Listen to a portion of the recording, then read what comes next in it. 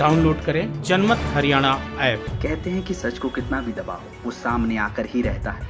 कुछ ऐसा ही किसानों के नाम पर चल रहे आंदोलन के साथ भी हो रहा है।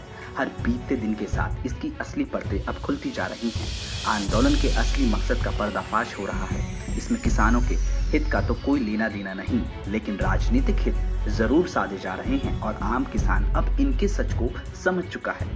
फिलहाल प्रदेश में विरोध के नाम पर गुंडागर्दी की सभी हदों को पार किया जा चुका है। सीएम, डिप्टी सीएम से लेकर मंत्री विधायक तक अपना कोई भी कार्यक्रम नहीं कर पा रहे। उनके जैसे ही कार्यक्रम की कोई सूचना आती है, किसानों के नाम पर अराजक तत्वों की टोली काले झंडे लेकर पहुंच जाती है। उनके काम में रोड़े अटकाए जाते हैं। कई बार तो उनके मंच तक पर ये अराजक तत्व कब्जा कर लेते हैं। अब सबसे बड़ा सवाल ये है कि आखिर ये सब कब तक चलेगा? कब तक किसानों के नाम पर गुंडागर्दी का तांडव यूं ही चलता रहेगा? कब तक जनता के सेवकों को उनके बीच में जाने से रोका जाता रहेगा? क्या अब हम ये मान लेना चाहिए कि किसान के भेष में गुंडे ही प्रदेश में सबसे शक्तिशाली हैं?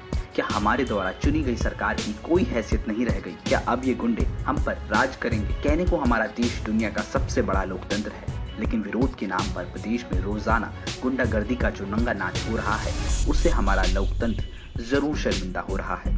लेकिन देर से ही सही हमारा किसान अब जाग रहा है। उसने मान लिया है कि कुछ लोगों को बतौर सीएम मनोहर लाल हजम नहीं हो रहे। इस वजह से ये विरोध का तमाशा किया जा रहा है। सरकार को अस्थिर करने के लिए तरह तरह के षड्यंत्र रचे जा रहे हैं। अब किसान ऐसे अराजक तत्वों के विरोध में उठ खड़ा हुआ है। ये बिल्कुल एक राजनीतिक षड्यंत्र है और गाँव में भाईचारा खराब करने वाली बात हो रही है। तो ये करना नहीं चाहिए। ये कांग्रेस की अपना एक राजनीतिक षड्यंत्र कर रही है और जिससे गांव में भाईचारा खराब होने वाली स्थिति हो रही है। गलत कर रहे जी विरोध। तो ये सीएम साहब तो बढ़िया काम कर रहे हैं, बढ़िया आदमी है, ईमानदार है, भर्तियां में ईमानदारी कर रहे, सारे सौदे में ईमानदारी है। लेकिन कुछ अराजक तत्व है, उनको सीएम हजम नहीं हो रहे, इस वजह से ये विरोध कर रहे हैं। लेकिन विरोध का कोई जरिया हो गया है, इनके पास कोई जरिया ही नहीं बचा है। बस अब मारा पीटी लूटा कसोटी वो काम छेड़ दिया इन्होंने। तो इस वजह से सरकार तो बढ़िया काम कर रही है। भाई साहब बिल्कुल राजनीतिक है। कोई किसान आंदोलन की वजह से विरोध उचित नहीं लगता हमारे को। ये अगर किसानों को विरोध करना है तो वो तरीके से विरोध करें। कोई भी जनता का चुना हुआ नुमाइंदा है, वो अपने क्षेत्र में जा सकता है और जाना भी चाहिए। अगर वो क्षेत्र में नहीं जाएंगे तो काम कैसे करेंगे लोगों के? तो उनको आने देना चाहिए, उनसे अपनी जो बात उनके सामने रखनी चाहिए और वही आगे जाकर उसको प्रेषित करेंगे, बात को वही बताएंगे, ऊपर बात जाएगी, तब ये समाधान निकलेगा। प्रदेश में इन दिनों गेहूं की खरीद जोरों पर चल रही है। असली किसान या तो गेहूं बेचने में व्यस्त है या फिर कटाई में बिजी है। अब सोचने वाली बात यह है कि आखिर वो कौन सा किसान है जो दिल्ली बॉर्डर पर धरने पर बैठा है और सारा दिन विरोध के नाम पर काला झंडा उठाए घूमता रहता है? क्योंकि किसान के पास तो इन सब चीजों के लिए वक्त ही नहीं है। वैसे भी पहले तो रोजी रोटी ही होती है, फिर दूसरी चीजें आती हैं। फिर आखिर ये लोग कौन हैं जो अपने खेत से ज्यादा विरोध के नाम पर चल रहे गुंडाराज को प्राथमिकता दे रही हैं? ऐसा लगता है कि रोज रोज के हो रहे तमाशे से खेत में काम कर रहा असली किसान भी उकता गया है। उसने भी ये मानना शुरू कर दिया है कि ये तो राजनीतिक किसान हैं और विपक्षी दलों की तरफ से लाए गए भाड़े के आदमी हैं। लेकिन इतना समय नहीं है किसान के पास जो किसान आज के टाइम बॉर्डर पे जाके बैठ जाए।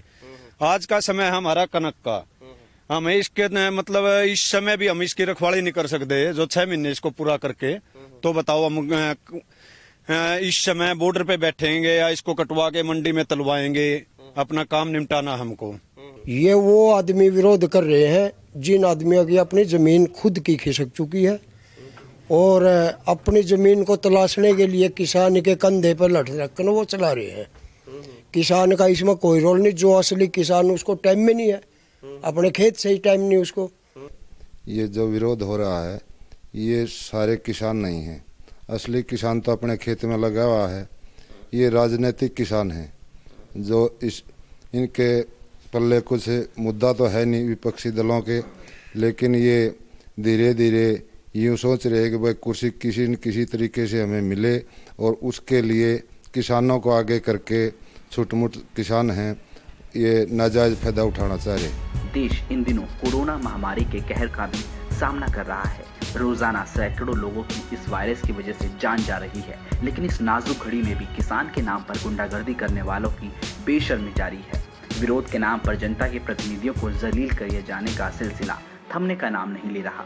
आखिर क्यों ऐसे तत्व को खुले सांड की तरह तबाही मचाने की खुली छूट दी गई है? क्या सरकार किसी बड़ी अनहोनी का इंतजार कर रही है कि उसके बाद ही उसकी नींद टूटेगी?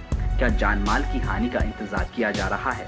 अब देखना ये है कि सरकार ऐसे गुंडा तत्वों के खिलाफ कब जाकर अपनी शक्तियों का इस्तेमाल करती है और कानून के प्रति लोगों का भरोसा जगा पाने में कामयाब होती है। ब्यूरो रिपोर्ट, जनमत हरियाणा। राजनीति के आगे, राजनीति के पीछे, हर हलचल को जानने के लिए हमारे YouTube चैनल जनमत हरियाणा को लाइक करें, सब्सक्राइब करें और अपडेट रहने के लिए बेल आइकन दबाना ना भूलें। देखते रहें जनमत हरियाणा, सच के अलावा कुछ भी नहीं।